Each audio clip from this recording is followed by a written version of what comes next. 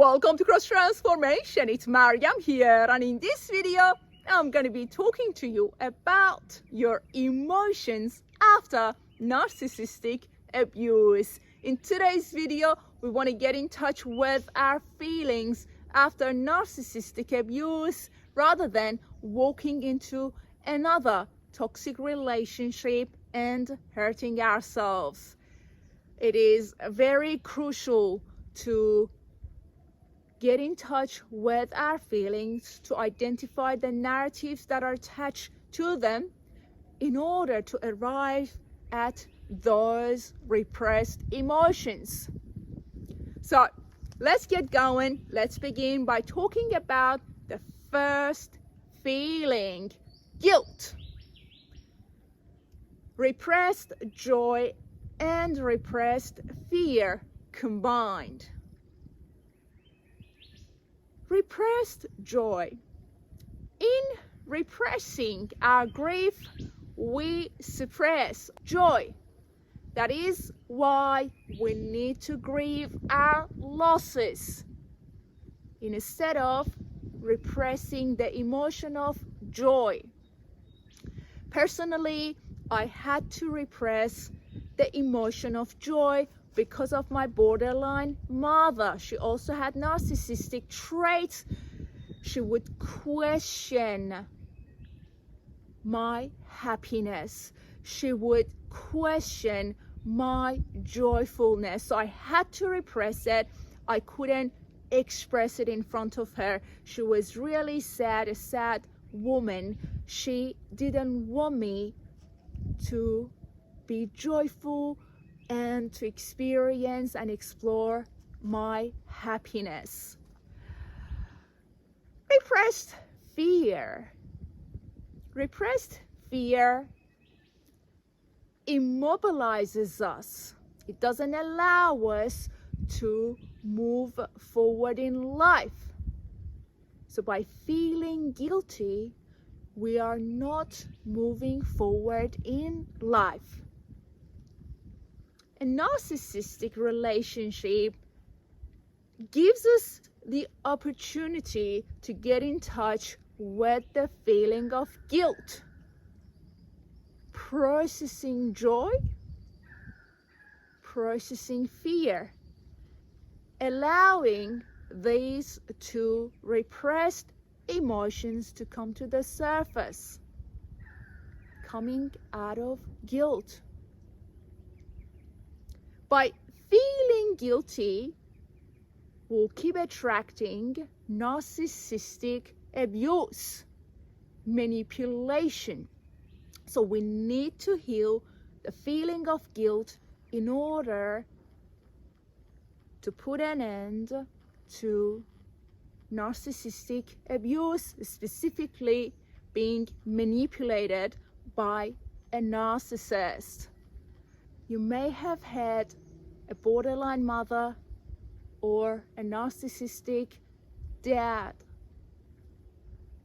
Allow yourself to experience joy, grieving the loss of our primary caregivers, grieving that insecure attachment. You see, guys, it is very important to have closure in life, to come out of guilt. So give yourself the gift of healing. If you have walked out of a narcissistic situation, get in touch with your feelings, especially the feeling of guilt, so you can allow repressed fear and repressed joy to come to the surface, moving on with your life, moving forward with your life. The next feeling: shame. Repressed disgust, repressed fear. Repressed disgust will manifest itself as depression and anxiety. Again, repressed fear immobilizes us. doesn't allow us to come out of toxic relationships. So we tend to stay longer in those toxic relationships because we have repressed fear. So allow fear to come to the surface instead of hanging out in those toxic relationships, hanging out with a narcissist, thinking that you've got that intense chemistry going on. You just need to allow fear to come to the surface. Letting go of shame, again, by processing disgust. Let it come to the surface instead of manifesting itself as depression and anxiety. Those anxious moments, repressed disgust. The need to go back to that narcissist, repressed disgust. Give yourself the gift of healing, right? The next one, contempt. Repressed anger and disgust. That anger, right? The caregiver that neglected us. That anger, that repressed anger, has to do with that primary caregiver that neglected us. Unmet needs, repressed anger. We couldn't express it to that narcissistic mother, to that narcissistic dad. We ended up repressing it. That is why we would attract a narcissist. They can't fulfill our needs. They keep ignoring our needs. So we need to process that repressed anger. Again, I've already talked about disgust. Allow yourself to embrace the emotion of disgust. Feeling disgusted with yourself, with your childhood, or with your caregiver. Let it come to the surface. Allow it to show up, to come to the surface. Don't block it anymore. Don't block the emotion of disgust.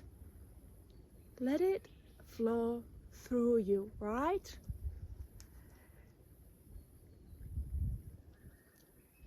We want a partnership that we can meet someone else's needs, we can be there for them, and at the same time, they can fulfill our needs. They can share a great partnership with us. So by not processing the feeling of contempt, we're only going to attract narcissists, because they are the ones that are really good at ignoring other people's needs. So process the feeling of contempt. And last one, resentment. Resentment. How frequently that caregiver couldn't fulfill our needs, couldn't be there for us, resulted in feeling overwhelmed by their actions. So we need to understand that resentment is to feel overwhelmed by that repressed anger. So again, we need to get in touch with that anger. That anger is sitting there because they couldn't look after us. They neglected us quite frequently. That is why we have that anger repressed. We need to process it instead of feeling overwhelmed by it. Resentment. When we're feeling resentful, again, we are a match to narcissistic abuse, because a narcissist would ignore our needs quite frequently. So allow yourself to get in touch with these feelings: guilt, shame, contempt, and resentment. If you've just walked out of a narcissistic relationship, it is such a great opportunity to heal yourself, to arrive at who you are, to get in touch with those repressed emotions. Please give yourself some time to heal instead of walking into another toxic relationship. Hopefully you'll find this video helpful. Bless your soul, be at peace. May you receive the healing that you deserve and you need. In Jesus' mighty name, amen. I'm sending you love. Look after your precious soul. Have a great day, and I'll talk to you soon. God bless you.